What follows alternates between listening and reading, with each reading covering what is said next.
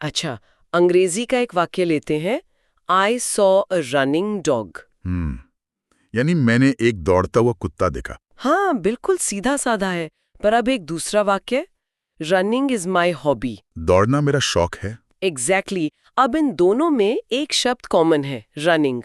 लेकिन क्या आपने कभी सोचा है कि दोनों वाक्यों में ये शब्द बिल्कुल अलग अलग काम कर रहा है? हम्म एक में वो कुत्ते की खासियत बता रहा है और दूसरे में वो खुद एक काम का नाम बन गया है। एक ही शब्द, इतने अलग किरदार। ये कैसे हो सकता है? और यही सवाल अंग्रेजी ग्रामर के सबसे दिलचस्प लेकिन शायद सबसे ज्यादा कंफ्यूज करने वाले दरवाजों में से एक को खोलता है। अच्छा। ज्यादातर लोग सोचते हैं कि वर्ब यानी क्रिया, इसका मतलब सिर्फ एक्शन होता है। लेकिन जैसा आपने कहा, ये उससे कहीं ज्यादा है। ये एक एक्टर की तरह है जो अलग अलग रोल निभा सकता है। तो आज का हमारा मिशन यही है। हमारे पास एक बहुत ही साफ सुथरी विजुअल गाइड है जो इस गुत्थी को सुलझाने में हमारी मदद करेगी।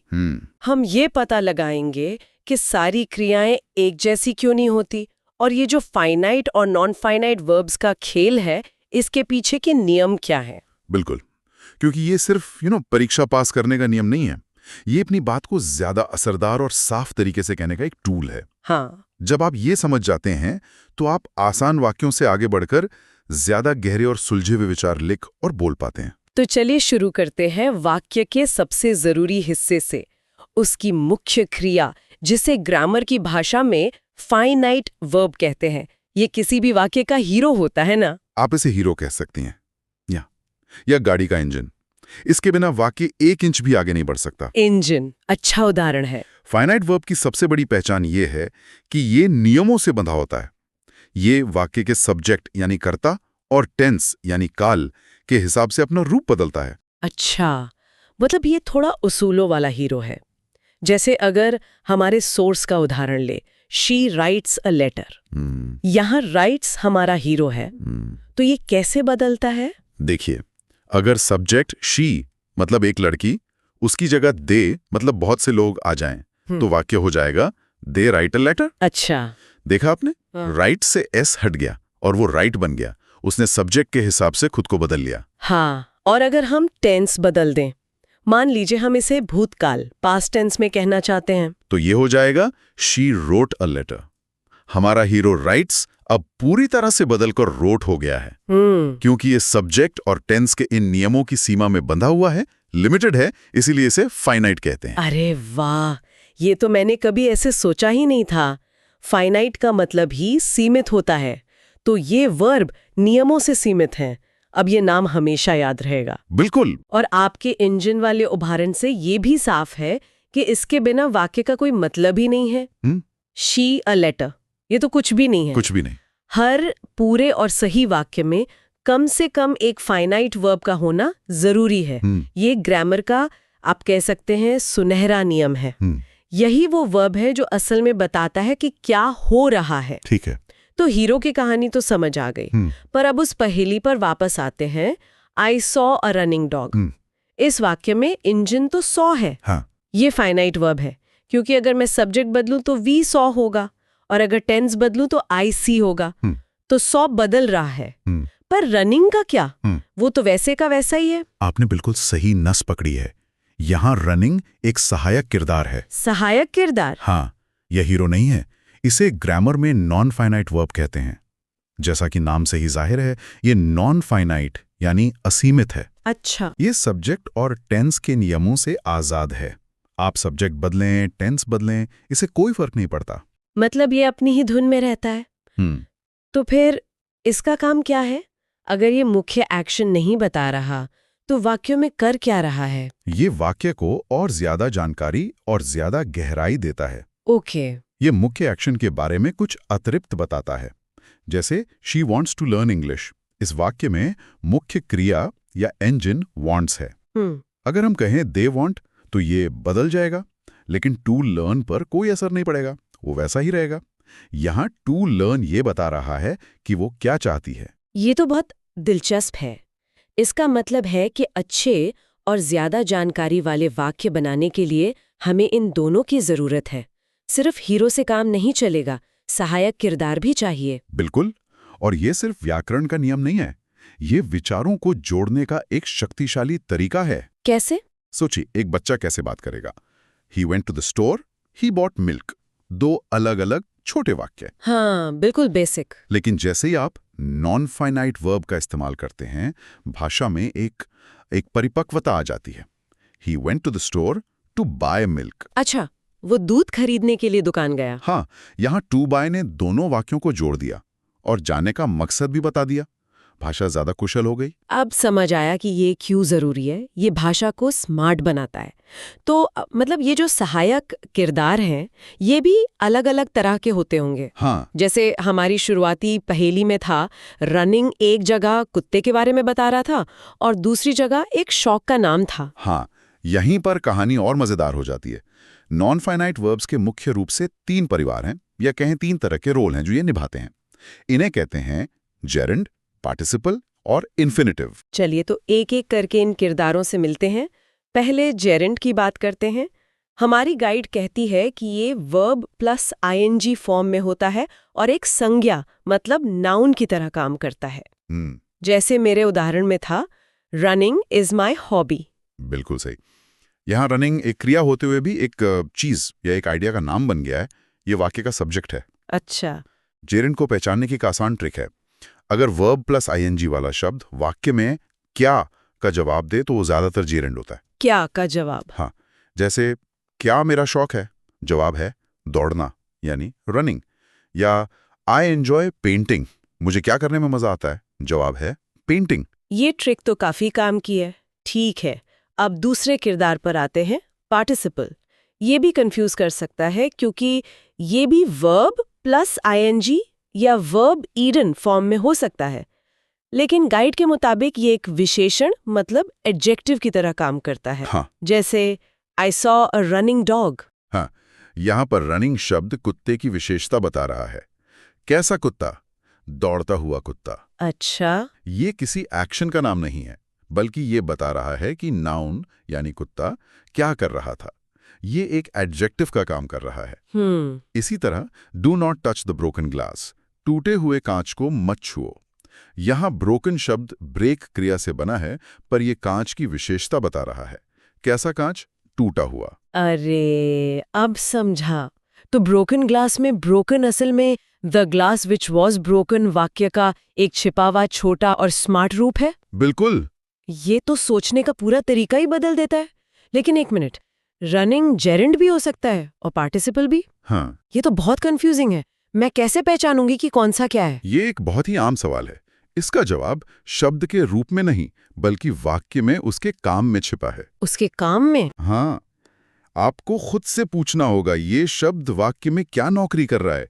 क्या ये किसी चीज का नाम बन रहा है, यानी संज्ञा या जेरेंड, या ये किसी संज्ञा या सर्वनाम की विशेषता बता रहा है, यानी विशेषण या पार्टिसिपल?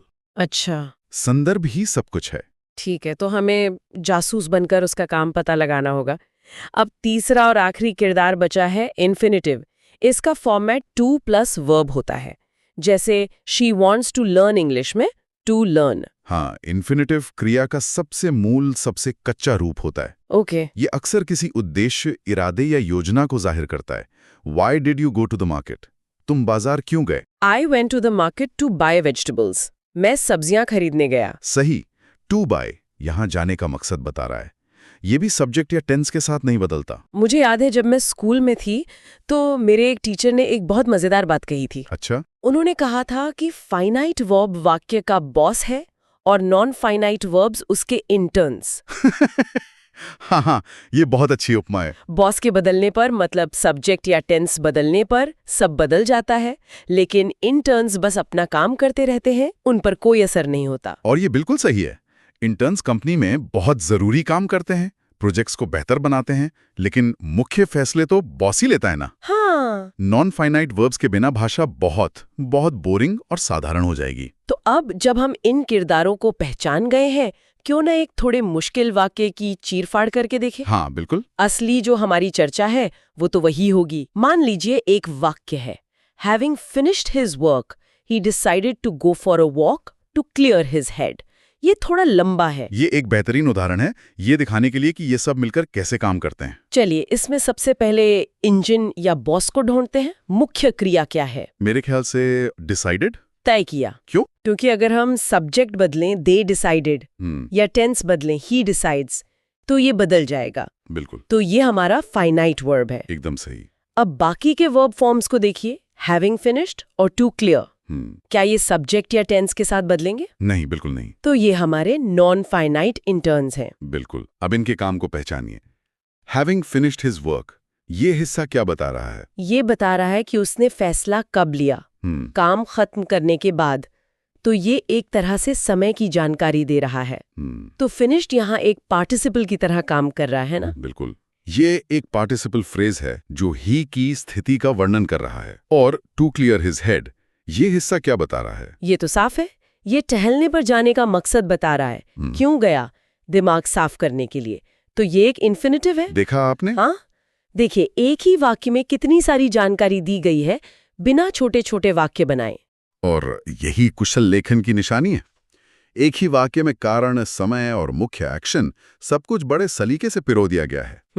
यह ताकत आपको नॉन फाइनाइट वर्ब्स की समझ से मिलती है। एक आम गलती जो मैंने बहुत लोगों को करते देखा है, खासकर जो अभी सीख रहे हैं, बताइए। वो कुछ इस तरह का वाक्य है, to play is playing football. ये सुनने में ही अजीब लगता है, पर ये गलत क्यों है? ये एक क्लासिक गलती है, क्योंकि इसमें एक ही सब्जेक्ट के लिए दो इंजन लगाने की कोशिश की गई है। अच्छा। यहाँ वाक्य का सब्जेक्ट है टू प्ले, यानी खेलना। यह एक इन्फिनिटिव है जो संज्ञा का काम कर रहा है। ठीक है। इस सब्जेक्ट को अपना एक फाइनाइट वर्ब चाहिए, जैसे इज।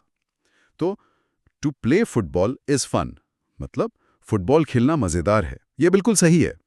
यहाँ इज हमारा फाइनाइट वर्ब है। अच्छा, ओके।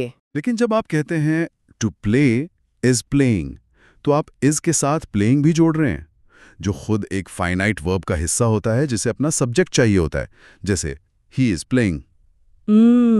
तो ये ऐसा हो जाता है जैसे एक ही गाड़ी में दो ड्राइवर अपनी अपनी चलाने की कोशिश कर रहे हो। इसका कोई मतलब नहीं निकलता।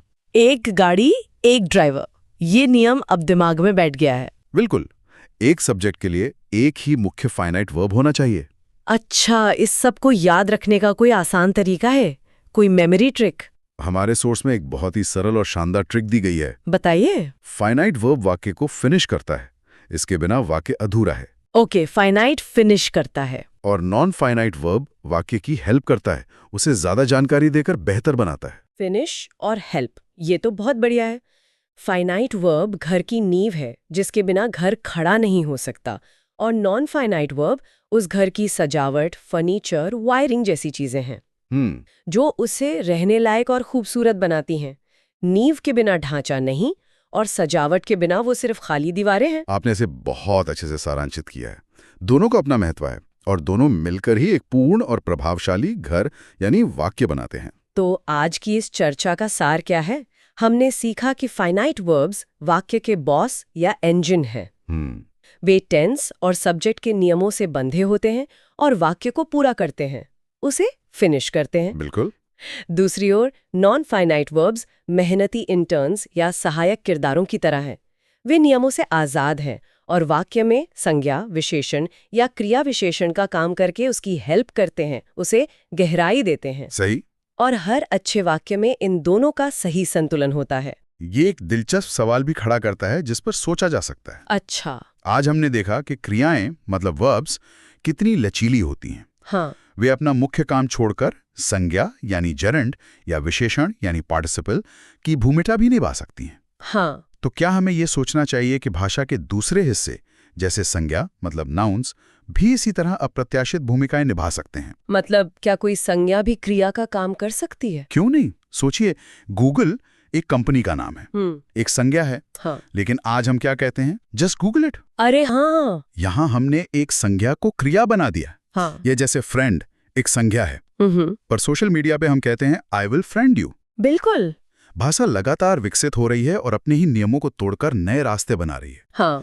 अगली बार जब कोई जटिल वाक्य पढ़ें तो ये देखने की कोशिश करें कि कौन सा शब्द अपनी पारंपरिक भूमिका से हटके कोई नया काम कर रहा है। शायद आपको भाषा में कुछ और छिपे हुए कलाकार मिल जाएं।